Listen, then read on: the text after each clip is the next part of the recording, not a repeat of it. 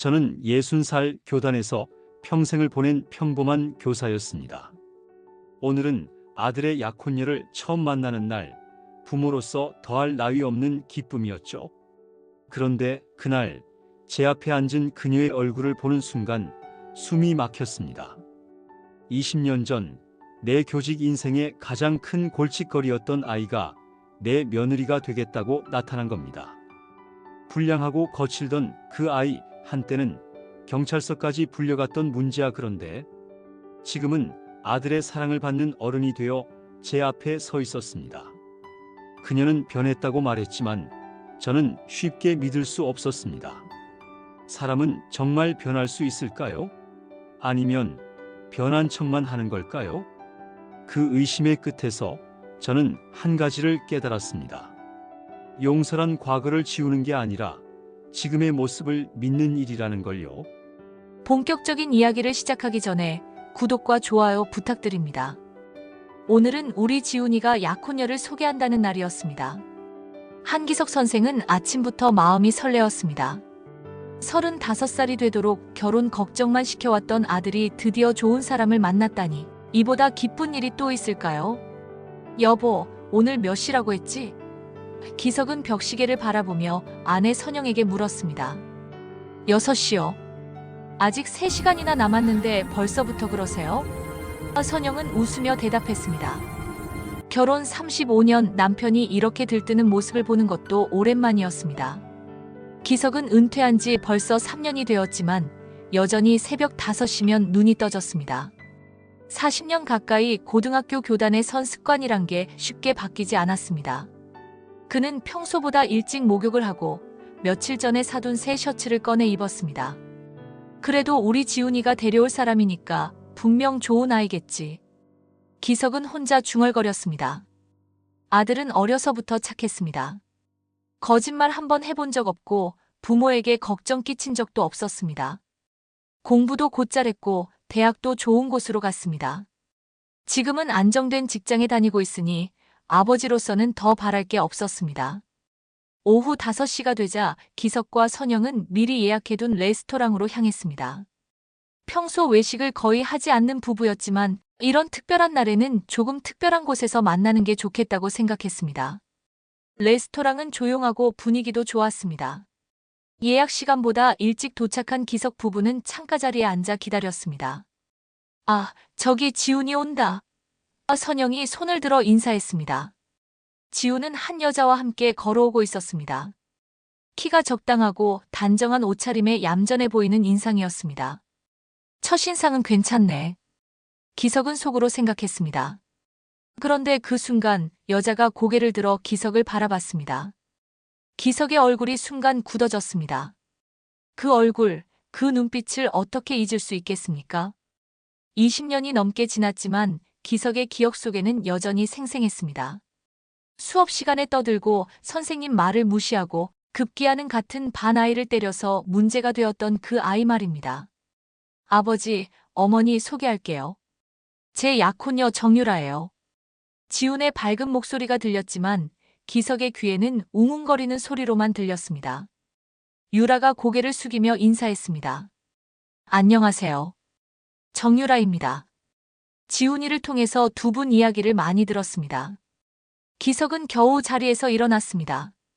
다리에 힘이 들어가지 않았습니다. 아, 네. 안녕하세요. 기석의 목소리는 떨리고 있었습니다. 선영은 남편의 이상한 반응을 눈치챘지만 일단 상황을 모면하려 했습니다. 어머, 사진으로만 보다가 실제로 보니까 더 예쁘네요. 자, 어서 앉아요. 식사 시간 내내 기석은 제대로 말을 하지 못했습니다. 지훈이 유라와 어떻게 만났는지, 언제부터 사귀었는지, 결혼은 언제 할 생각인지 묻는 것도 모두 선영의 몫이었습니다. 기석은 그저 유라를 바라보기만 했습니다. 정말 그 아이가 맞는지 확신하고 싶었습니다. 아버지, 괜찮으세요?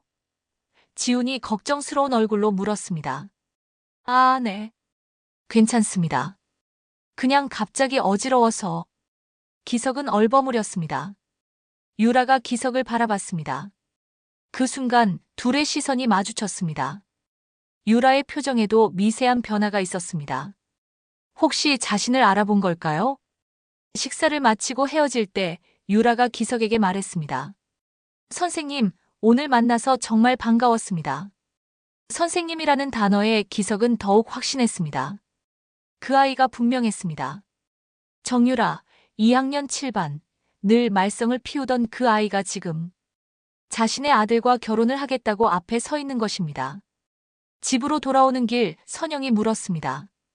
여보, 오늘 왜 그러셨어요? 너무 이상하셨어요.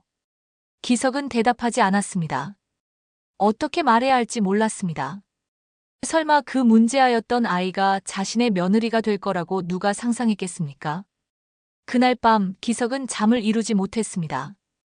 20년 전의 기억들이 파노라마처럼 스쳐 지나갔습니다. 정유라라는 이름을 들으면 여전히 골치가 아팠습니다. 그런 아이가 변했을까요? 정말 지훈이에게 좋은 아내가 될 수 있을까요? 아니면 여전히 그 모습 그대로일까요? 기석은 깊은 한숨을 쉬었습니다. 앞으로 어떻게 해야 할지 막막했습니다. 아들의 행복을 위해서라도 이 문제를 그냥 넘어갈 수는 없을 것 같았습니다. 하지만 어떻게 시작해야 할지도 모르겠습니다. 새벽이 되어서야 기석은 한 가지 확실한 것을 깨달았습니다. 이것은 단순한 우연이 아니라는 것을. 그리고 이 일에는 반드시 어떤 의미가 있을 거라는 것을 말입니다. 한기석은 며칠 동안 계속 혼란스러웠습니다. 아들이 데려온 약혼녀가 바로 자신이 가르쳤던 그 문제아라는 사실을 받아들이기 어려웠습니다. 기석은 서재에 앉아 오래된 졸업 앨범들을 뒤적거렸습니다. 2003년 졸업 앨범, 바로 그 해입니다. 앨범을 펼치자 2학년 7반 사진이 나왔습니다. 뒷줄 가장자리에서 시무룩한 표정으로 서 있는 정유라를 발견했습니다. 사진 속 유라는 머리를 길게 기르고 있었고 교복도 제대로 입지 않은 채였습니다. 기석은 그때의 기억들이 되살아나는 것을 느꼈습니다. 정유라는 중학교 때부터 소문이 자자한 아이였습니다. 어머니가 일찍 돌아가시고 아버지는 술만 마시며 집에 거의 들어오지 않았다고 했습니다. 그런 환경에서 자란 아이가 삐뚤어지는 것은 당연한 일이었을지도 모릅니다. 하지만 당시 기석에게는 그런 사정이 중요하지 않았습니다. 교실의 질서를 지키는 것이 우선이었으니까요. 유라는 수업 시간에 늘 잠을 자거나 딴짓을 했습니다. 친구들과 떠들고 때로는 대놓고 만화책을 보기도 했습니다. 정유라, 일어나서 문제를 풀어봐. 기석이 깨워도 유라는 모르겠어요 라고 대답하며 다시 고개를 숙였습니다. 그럴 때마다 기석은 화가 났습니다. 다른 아이들에게 미치는 나쁜 영향이 걱정됐습니다. 가장 심각한 사건은 2학년 2학기 때 일어났습니다. 유라가 같은 반 여학생과 싸움을 벌인 것입니다. 이유는 사소했습니다. 복도에서 어깨가 부딪혔는데 유라가 먼저 시비를 걸었다는 것이었습니다.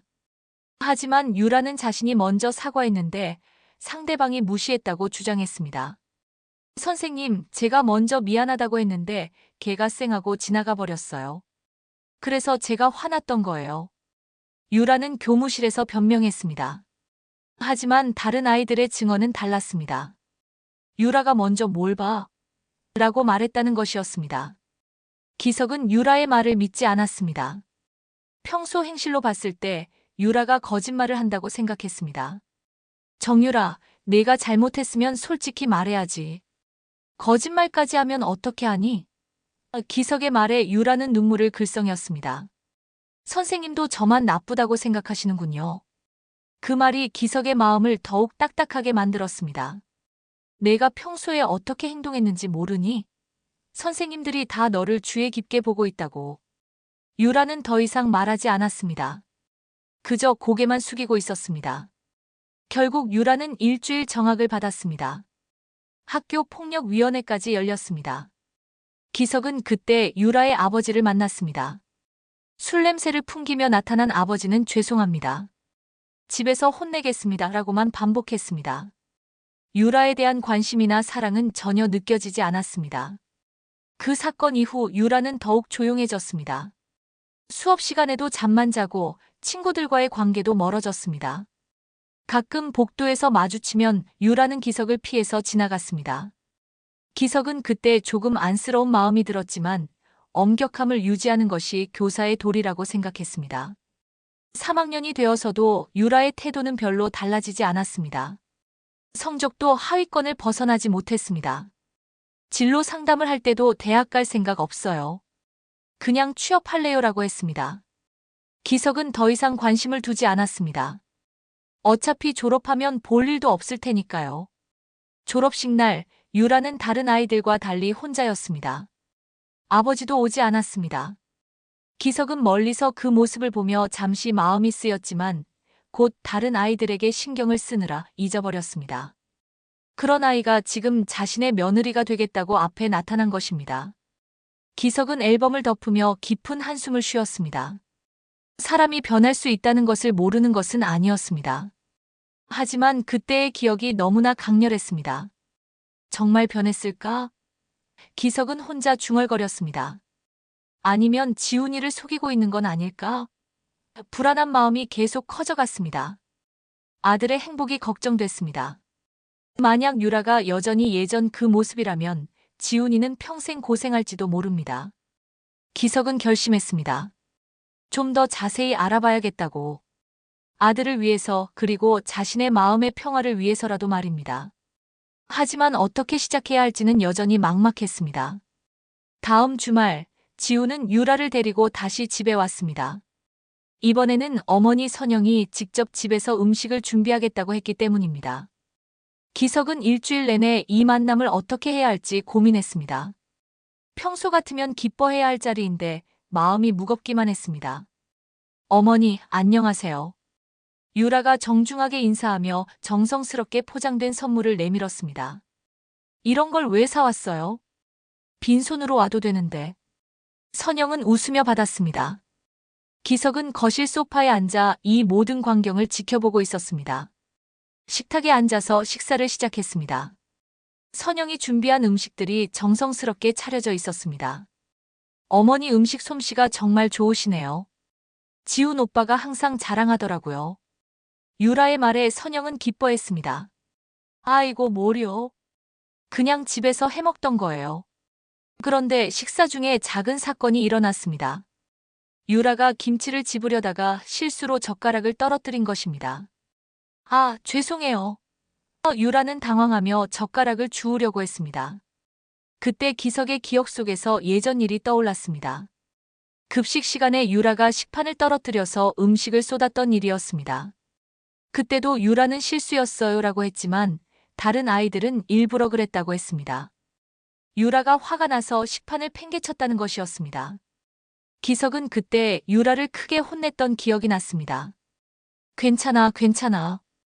실수는 누구나 하는 거야. 선영이 얼른 젓가락을 가져다 주었지만 기석의 눈빛은 차가워져 있었습니다. 유라도 기석의 시선을 느꼈는지 어색해했습니다. 유라 씨는 어디서 일하시나요? 기석이 처음으로 직접 질문했습니다. 저는 작은 광고 회사에서 디자이너로 일하고 있어요. 규모는 작지만 좋은 사람들과 함께 일하고 있습니다. 유라가 대답했습니다. 그래요? 언제부터 그 일을 했나요? 대학 졸업하고 바로 시작했으니까. 벌써 10년 정도 됐네요. 유라의 대답에 기석은 의외라는 표정을 지었습니다. 고등학교 때는 대학도 안 간다고 했던 아이가 대학을 졸업했다는 말이었으니까요. 어느 대학교 나오셨어요?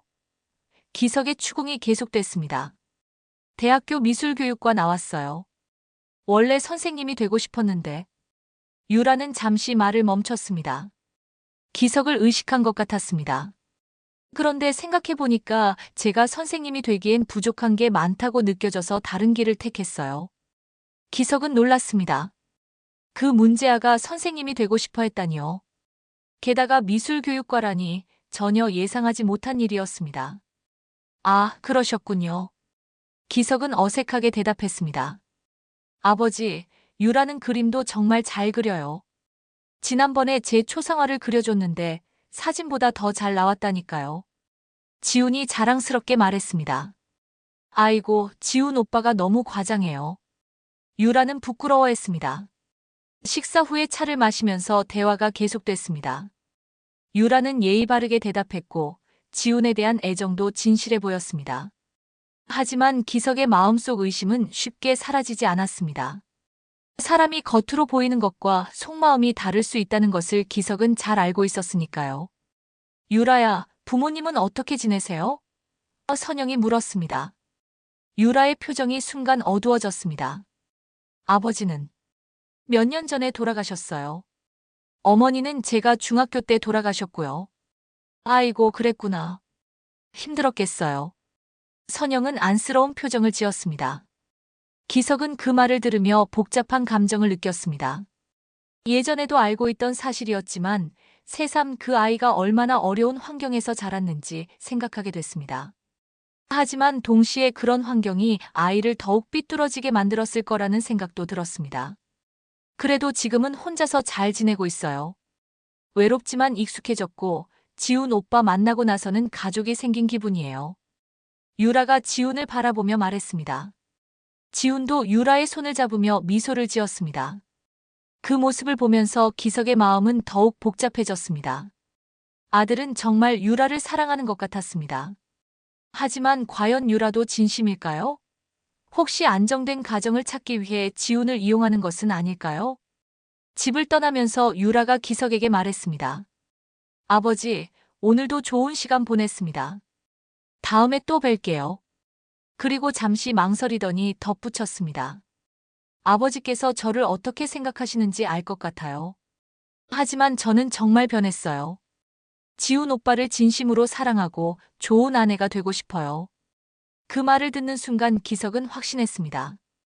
유라가 자신을 알아봤다는 것을, 그리고 과거의 일들을 알고 있다는 것을. 하지만 그렇다면 왜 진작 말하지 않았을까요? 혹시 숨기려고 했던 건 아닐까요? 그날 밤 기석은 더욱 깊은 고민에 빠졌습니다. 유라의 말이 진실인지 확인할 방법이 없을까요? 아들의 행복을 위해서라도 확실히 해야 할 것 같았습니다. 하지만 어떻게 해야 할지 막막하기만 했습니다. 다음 날 아침 선영은 유난히 조용한 남편을 걱정스럽게 바라봤습니다. 여보, 어제부터 계속 이상해요. 무슨 일 있어요? 기석은 신문을 보는 척하면서 대답을 피했습니다. 어떻게 설명해야 할지 몰랐기 때문입니다. 하지만 선영은 35년을 함께 산 남편의 마음을 모를 리 없었습니다. 지훈이 약혼녀 때문에 그러시는 거죠? 선영의 직격탄에 기석은 신문을 내려놓았습니다. 왜 그렇게 생각해요? 표정을 보면 알죠. 유라 만날 때마다 얼굴이 굳어져요. 기석은 한참 동안 고민하다가 입을 열었습니다. 여보, 혹시 사람이 완전히 변할 수 있다고 생각해요? 갑자기 무슨 말이에요? 선영은 의아해했습니다. 그냥. 만약에 어떤 사람이 예전에는 문제가 많았는데 지금은 완전히 달라졌다고 한다면 그걸 믿을 수 있을까 하고요.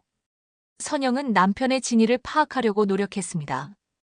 유라가 예전에 무슨 문제가 있었다는 말이에요? 기석은 말을 하려다 말았습니다. 아직 확신이 서지 않았고 혹시 잘못된 판단일 수도 있다고 생각했기 때문입니다. 그냥 일반적인 얘기예요. 사람의 본성이라는 게 쉽게 바뀔까 싶어서요.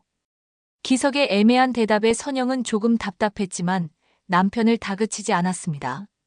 대신 자신의 생각을 말했습니다. 여보, 저는 사람이 변할 수 있다고 생각해요. 아니, 변해야 한다고 생각하고요. 선영의 말에 기석은 고개를 들었습니다. 환경이 바뀌고 만나는 사람이 바뀌고 나이가 들면서 생각도 달라지잖아요. 특히 사랑하는 사람을 만나면 더더욱 그렇죠. 하지만 어떤 사람들은 변하지 않아요. 겉으로만 달라진 척하고 속은 그대로인 경우도 있고요. 기석이 반박했습니다. 그것도 맞는 말이에요. 하지만 처음부터 의심부터 하면 안 되죠. 일단 믿어보고 지켜보는 게 맞다고 생각해요. 선영은 잠시 멈췄다가 계속 말했습니다. 그리고 여보, 유라를 보면 진짜 우리 지훈이를 사랑하는 것 같아요. 눈빛을 보면 알 수 있어요. 그런 눈으로 거짓말할 수는 없을 거예요. 그런가요? 기석은 여전히 확신이 서지 않았습니다. 네, 그래요. 그리고 우리 지훈이도 행복해 보이고요. 오랫동안 혼자 지내던 아이가 이렇게 밝아진 적이 언제였어요? 선영의 말에 기석도 고개를 끄덕였습니다. 정말 지훈은 요즘 달라져 보였습니다. 표정도 밝고 말수도 늘었습니다. 여보, 혹시 유라에 대해서 뭔가 알고 계시는 거예요? 선영이 직접적으로 물었습니다. 기석은 잠시 망설였습니다. 말해야 할까 말지 말까 고민됐습니다. 하지만 결국 입을 열었습니다. 사실은 유라가 예전에 제가 가르쳤던 학생이에요. 선영은 놀란 표정을 지었습니다. 정말요? 그럼 반가우셨겠네요. 하지만 기석의 표정을 보고 뭔가 다르다는 것을 알았습니다. 그런데 왜 그렇게 심각하세요? 그 아이가 좀 문제가 많았거든요. 수업 시간에 떠들고 친구들과 싸우고 학교 폭력 문제로 정학도 받고 그런 아이였어요. 기석이 조심스럽게 말했습니다. 선영은 잠시 충격을 받은 듯 했습니다. 그래서 걱정이신 거예요? 선영이 물었습니다. 네, 혹시 지금도 그때와 같은 모습이라면 우리 지훈이가 고생할까 봐요.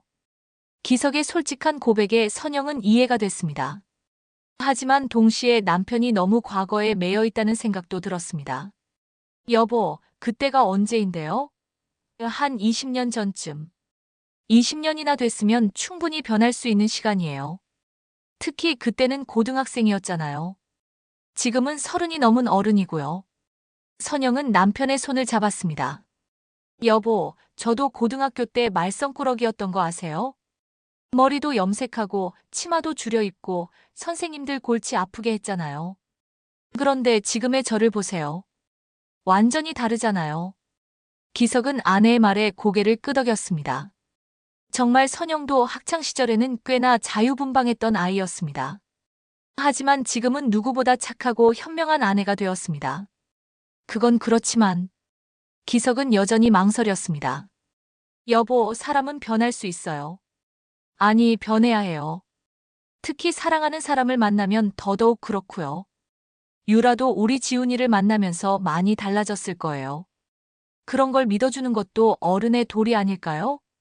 선영의 말에 기석은 깊이 생각해 봤습니다. 정말 자신이 너무 과거에 매여 있는 건 아닐까요? 20년이라는 세월이면 한 사람이 완전히 변하고도 남을 시간입니다. 하지만 그때의 강렬한 기억이 쉽게 지워지지 않았습니다. 일단 좀 더 지켜보죠. 그리고 유라를 믿어보려고 노력해 볼게요. 기석이 말했습니다. 그래요, 그게 맞아요. 우리 지훈이의 선택을 믿어주세요. 아들이 그렇게 좋은 판단력을 가진 아이잖아요.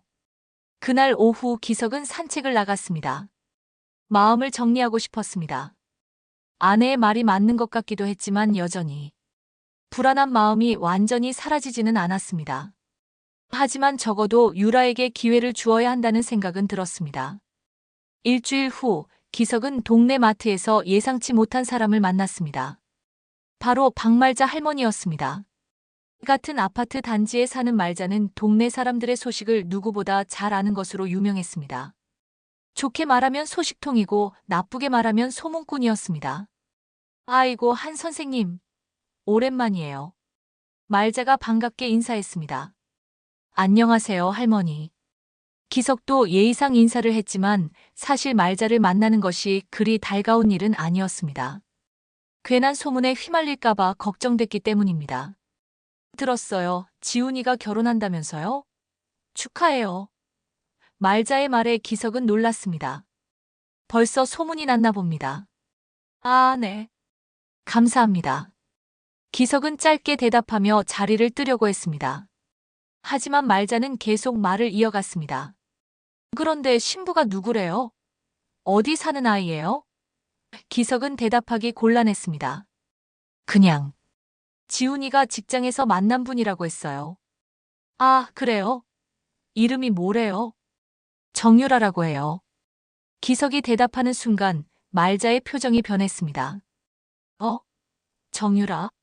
설마 그 정유라가 아니겠죠? 기석의 심장이 빠르게 뛰기 시작했습니다. 무슨 말씀이세요? 아니, 예전에 이 동네에 살던 정유라라는 애가 있었거든요.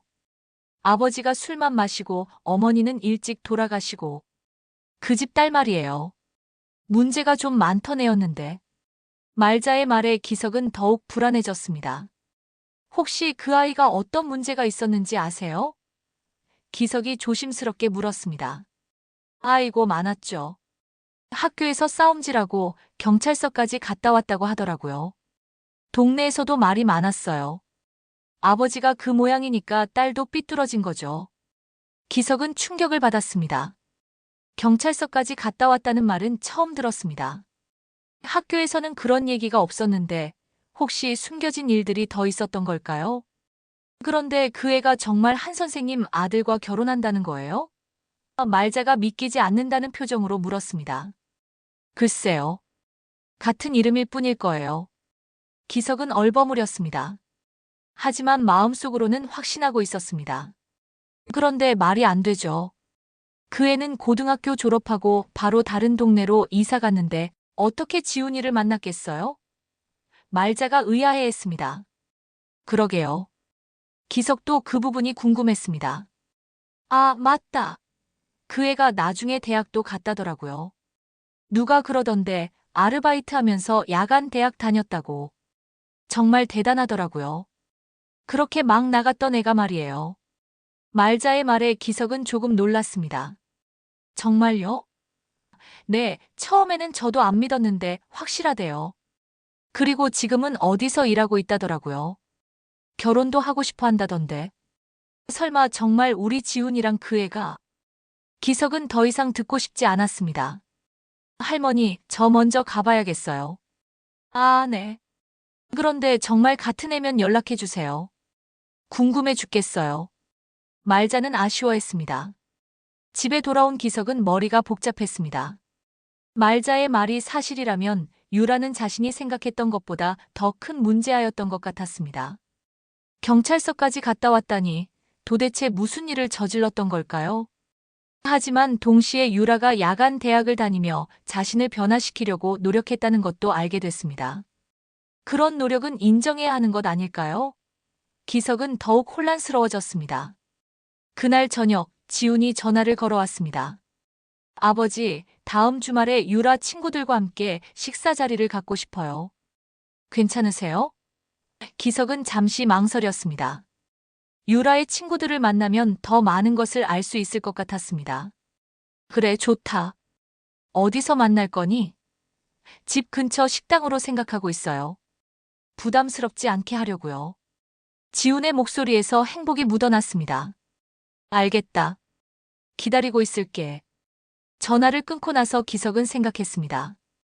이번 기회에 유라에 대해 더 자세히 알아볼 수 있을 것 같았습니다. 친구들을 보면 그 사람의 됨됨이를 알 수 있다고 하잖아요. 과연 유라는 어떤 친구들과 지내고 있을까요? 하지만 한편으로는 걱정도 됐습니다. 혹시 또 다른 문제들이 드러나는 것은 아닐까요? 말자의 말이 계속 머릿속을 맴돌았습니다. 경찰서까지 갔다 왔다는 그 일이 무엇이었을까요? 기석은 깊은 한숨을 쉬었습니다. 진실을 알아가는 것이 이렇게 힘들 줄 몰랐습니다. 하지만 아들의 미래를 위해서라도 계속 알아봐야 했습니다. 다음 주말이 어떤 결과를 가져올지 기대되면서도 두려웠습니다. 약속된 토요일이 되었습니다. 기석과 선영은 지훈과 유라 그리고 유라의 친구들과 만나기로 한 식당에 도착했습니다. 유라가 미리 와서 기다리고 있었고 친구 2명도 함께 있었습니다. 한 명은 같은 회사에 다니는 김미정이라는 여자였고 다른 한 명은 대학 동기인 박준호라는 남자였습니다. 안녕하세요. 유라 언니한테 이야기 많이 들었어요. 미정이 밝게 인사했습니다. 준호도 정중하게 인사했습니다. 첫인상은 나쁘지 않았습니다. 두 친구 모두 예의 바르고 단정해 보였습니다. 식사가 시작되고 대화가 이어지면서 기석은 유라의 현재 생활에 대해 더 자세히 알 수 있었습니다. 유라는 정말 성실해요. 회사에서도 인정받고 후배들한테도 친절하고요. 미정이 유라를 자랑했습니다. 그리고 봉사활동도 꾸준히 하고 있어요. 매주 주말마다 고아원에 가서 아이들 그림 가르쳐 주거든요. 준호의 말에 기석은 놀랐습니다. 봉사활동까지 한다는 것은 예상하지 못했습니다. 정말요? 선영이 관심을 보였습니다. 네, 벌써 3년째 하고 있어요. 처음엔 서툴렀는데 지금은 아이들이 유라 선생님 보러 기다릴 정도예요. 유라는 부끄러워하며 그냥 제가 좋아서 하는 일이에요라고 했습니다. 기석은 이런 모습의 유라를 상상해 본 적이 없었습니다. 고등학교 때 그 문제아가 아이들을 가르친다니 믿기지 않았습니다. 언제부터 그 일을 시작했나요? 기석이 물었습니다. 대학교 다닐 때부터요. 처음엔 교육봉사 학점 때문에 시작했는데 아이들과 있으니까 너무 좋더라고요. 그래서 졸업하고도 계속하고 있어요. 유라의 대답에 기석은 복잡한 감정을 느꼈습니다. 유라는 정말 아이들을 좋아해요. 결혼하면 좋은 엄마가 될 거예요. 미정이 지훈을 보며 말했습니다. 지훈도 유라를 바라보며 미소를 지었습니다. 저도 그렇게 생각해요. 하지만 식사 중간에 기석의 마음을 어둡게 하는 일이 일어났습니다. 준호가 무심코 한 말 때문이었습니다. 유라야, 너 고등학교 때 정말 힘들었지? 그때 생각하면 지금 이렇게 행복해진 게 정말 다행이야. 유라의 표정이 순간 굳어졌습니다. 준호야, 그런 얘기는. 아, 미안. 괜한 말했네. 준호가 서둘러 말을 멈췄지만 이미 분위기가 어색해졌습니다. 기석은 그 순간을 놓치지 않았습니다. 유라 씨, 고등학교 때 힘든 일이 있었나요? 유라는 잠시 망설이다가 대답했습니다. 그냥 집안 사정이 어려워서 좀 힘들었어요. 그래도 지금은 다 극복했잖아. 미정이 얼른 분위기를 바꾸려 했습니다. 하지만 기석의 의심은 더욱 커졌습니다. 분명히 숨기고 있는 무언가가 있다는 확신이 들었습니다. 식사를 마치고 헤어질 때 기석은 결국 폭발했습니다. 집에 돌아가는 차 안에서 지훈에게 말했습니다. 지훈아, 유라에 대해서 좀 더 자세히 알아봐야겠다. 갑자기 왜 그러세요, 아버지? 지훈이 의아해했습니다. 오늘 친구들 만나보니까 뭔가 숨기고 있는 것 같더라. 무엇을요? 고등학교 때 일 말이야. 분명히 뭔가 있었을 거야. 지훈의 표정이 심각해졌습니다. 아버지, 설마 유라를 의심하시는 건 아니죠? 의심하는 게 아니라 확인하고 싶은 거야. 내 미래가 걸린 일인데 조심해야지. 아버지는 왜 항상 그러세요? 사람을 믿지 못하고 의심부터 하시고. 지훈의 목소리가 높아졌습니다. 그게 아니야. 아버지는 내가 행복하기를 바라는 거야. 제가 행복한지 불행한지는 제가 판단할 문제예요. 아버지가 간섭할 일이 아니에요. 지훈이 화를 내기 시작했습니다. 간섭이라니, 이게 간섭이야? 내 아버지로서 걱정되는 거지. 결국 부자 간의 갈등이 폭발했습니다. 아버지, 유라를 믿지 못하시면 저도 믿지 못한다는 거네요. 그런 뜻이 아니야. 같은 말이에요. 아버지께서 제 선택을 인정해주지 않으시는 거잖아요. 지훈아, 진정해라. 선영이 말렸지만 소용없었습니다. 아니에요, 어머니. 저는 정말 화가 나요.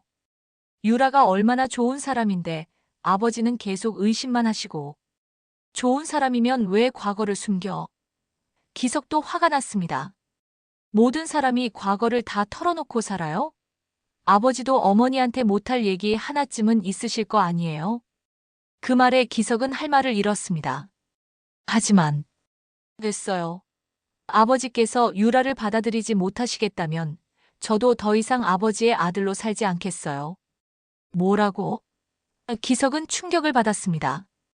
유라와 결혼하면 아버지와 인연을 끊겠어요. 더 이상 이 집에도 오지 않을 거고 연락도 하지 않을 거예요. 지훈의 말에 선영은 눈물을 글썽였습니다. 지훈아, 그런 말 하지 마라. 진심이에요.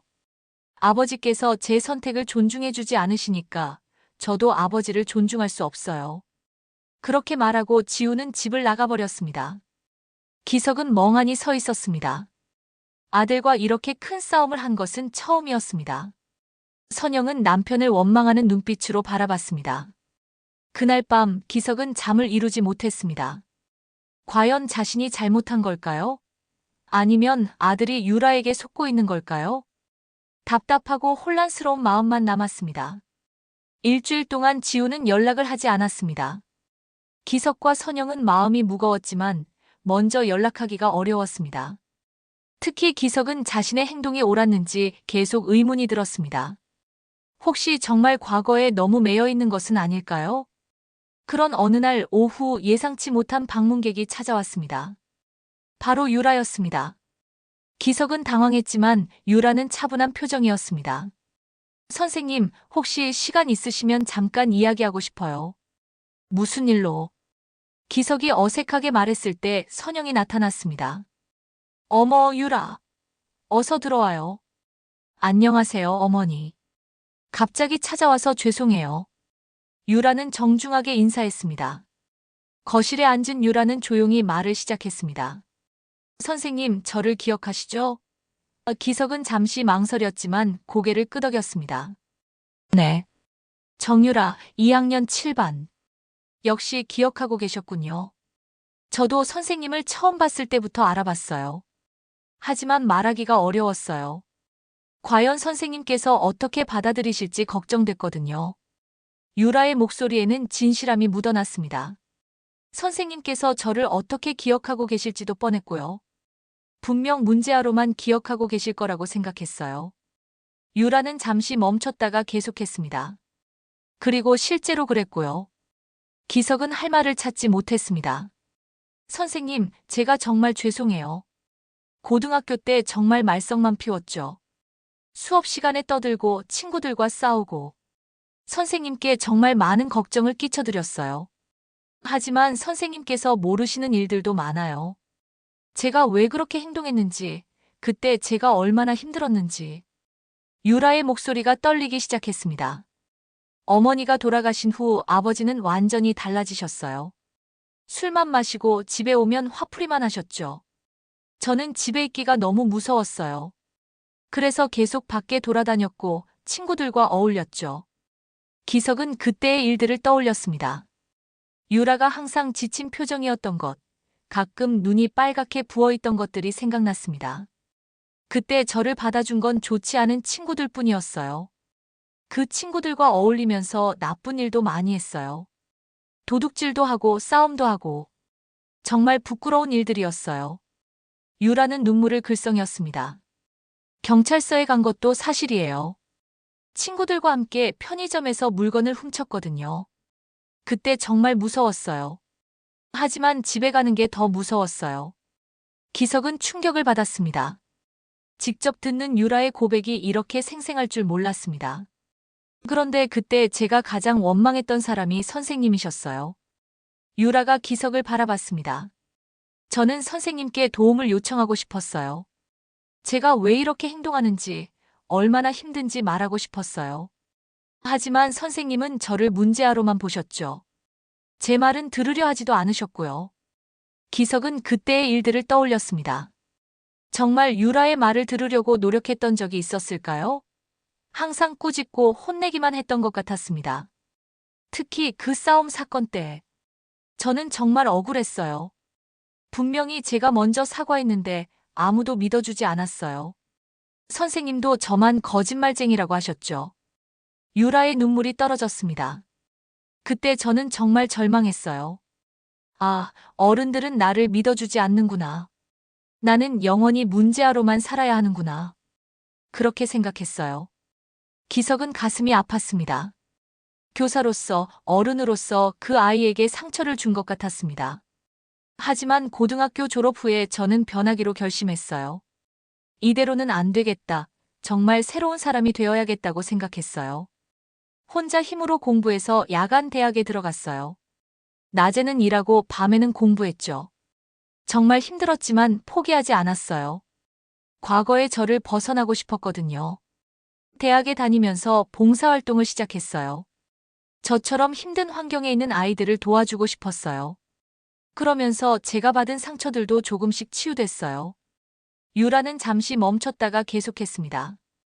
그리고 지훈 오빠를 만났어요. 저를 있는 그대로 받아주는 첫 번째 사람이었어요. 과거를 묻지도 않고 지금의 저만 봐주셨어요. 지훈 오빠와 함께하면서 저는 정말 행복했어요. 처음으로 진짜 가족이 생긴 기분이었어요. 그런데 유라는 기석을 바라봤습니다. 선생님께서 저를 의심하신다는 걸 알았을 때 정말 속상했어요. 하지만 이해해요. 선생님 입장에서는 당연히 걱정되실 거예요. 그래서 오늘 용기를 내서 찾아왔어요. 제 진짜 모습을 보여드리고 싶어서요. 기석은 할 말을 잃었습니다. 이런 진실한 고백을 들을 줄 몰랐습니다.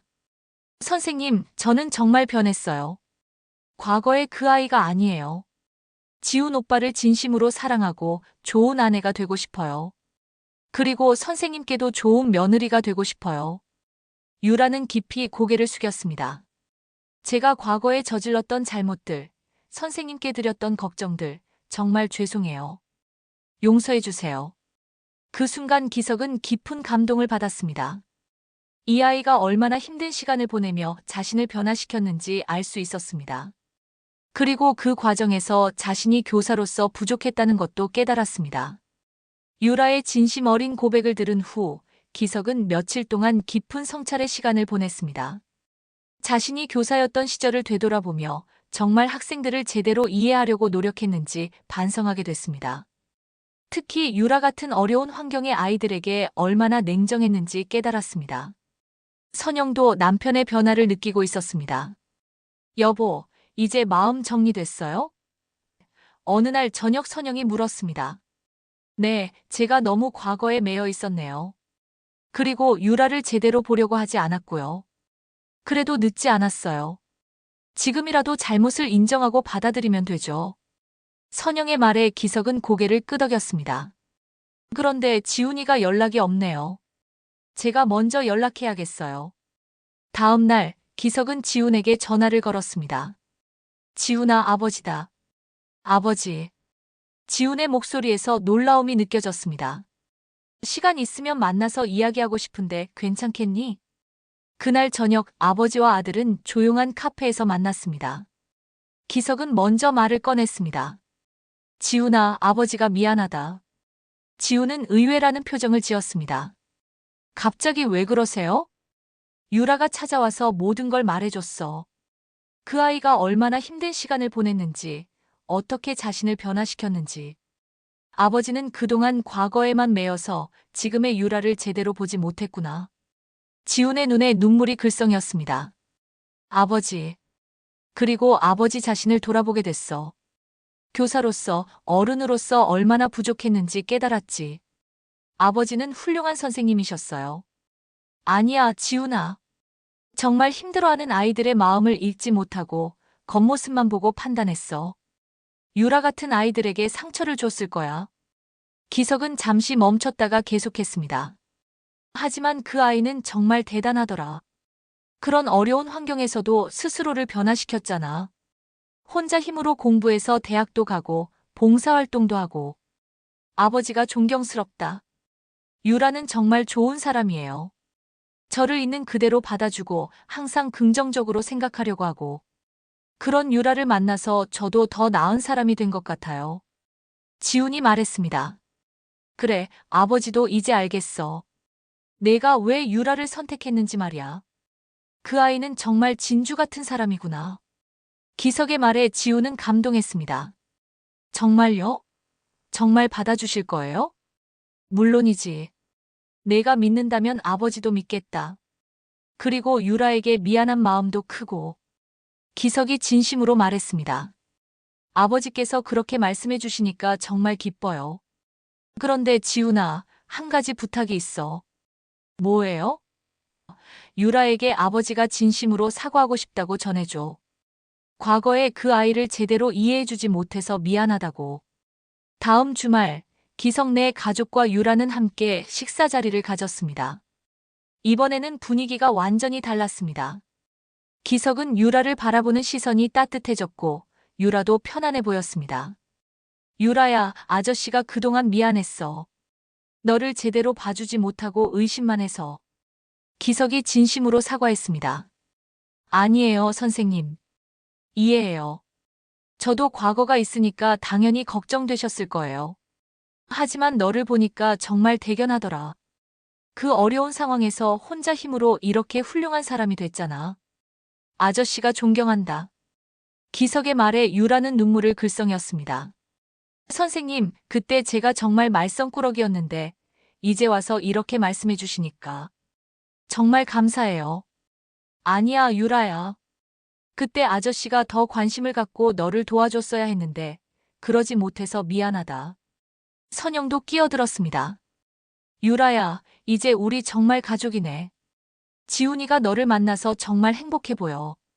고마워. 어머니, 저야말로 감사해요. 이렇게 따뜻한 가족을 만나게 되어서요. 결혼식 준비가 본격적으로 시작됐습니다. 기석은 누구보다 적극적으로 도와줬습니다. 유라야, 부모님이 안 계시니까 아저씨가 아버지 역할 해줄게. 정말요? 감사해요, 아버지. 유라가 기석을 아버지라고 부르자 기석은 뭉클했습니다. 결혼식 날이 다가왔습니다. 유라는 정말 아름다운 신부였습니다. 하지만 신부 대기실에서 혼자 앉아있는 모습을 보니 기석의 마음이 아팠습니다. 친정 식구가 없어서 얼마나 외로울까요? 유라야, 혼자 있지 말고 우리와 함께 있어. 기석이 다가갔습니다. 아버지, 오늘부터 넌 정말 우리 딸이야. 외롭지 않을 거야. 기석의 말에 유라는 눈물을 흘렸습니다. 결혼식장에서 기석은 유라의 손을 잡고 버질로드를 함께 걸었습니다. 친아버지를 대신해서 말입니다. 그 순간 기석의 눈에도 눈물이 흘렀습니다. 이 아이가 얼마나 이 순간을 꿈꿔왔을까요? 주례사에서 기석은 말했습니다. 지훈이와 유라, 너희들을 보면서 아저씨는 많은 것을 배웠다. 사람은 과거가 중요한 게 아니라 지금 어떤 마음으로 살아가는지가 중요하다는 것을. 그리고 진정한 사랑은 서로를 있는 그대로 받아들이는 것이라는 걸 말이야. 유라야, 내가 우리 가족이 되어줘서 고맙다. 그리고 지훈이가 더 좋은 사람이 될 수 있게 해줘서 고맙다. 기석의 말에 하객들도 감동했습니다. 결혼식이 끝나고 기석은 유라에게 말했습니다. 유라야, 앞으로 힘든 일 있으면 언제든지 아버지한테 말해. 이제 넌 혼자가 아니야. 네, 아버지. 정말 감사해요. 그날 밤 기석은 선영에게 말했습니다. 여보, 오늘 정말 뿌듯하네요. 우리가 좋은 며느리를 얻은 것 같아요. 그래요, 유라는 정말 좋은 아이예요. 지훈이도 행복할 거고요. 그리고 저도 많이 배웠어요. 사람을 판단할 때 과거만 보면 안 되고 지금의 모습을 봐야 한다는 것을. 그리고 진정한 용서와 화해가 무엇인지도 알게 됐고요. 몇 달 후 유라는 임신 소식을 전했습니다. 기석과 선영은 정말 기뻤습니다. 할아버지, 할머니 되는 거예요. 유라의 밝은 얼굴을 보며 기석은 생각했습니다. 정말 이 아이를 의심했던 자신이 바보 같았다고. 어느 일요일 온 가족이 모여서 식사를 하고 있었습니다. 유라는 아이를 위한 그림책을 그리고 있었고 지우는 아내를 도와주고 있었습니다. 기석은 그 모습을 보며 흐뭇해했습니다. 아버지, 정말 감사해요. 저를 받아주셔서. 유라가 말했습니다. 무슨 소리야, 유라야? 오히려 아버지가 고마워. 우리 가족에게 이런 행복을 가져다줘서 말이야. 그날 저녁 기석은 일기를 썼습니다. 오늘 깨달았다. 진정한 교육은 가르치는 것이 아니라 믿어주는 것이라는 것을. 그리고 진정한 사랑은 조건 없이 받아들이는 것이라는 것을. 유라 덕분에 나는 더 나은 사람이 되었다.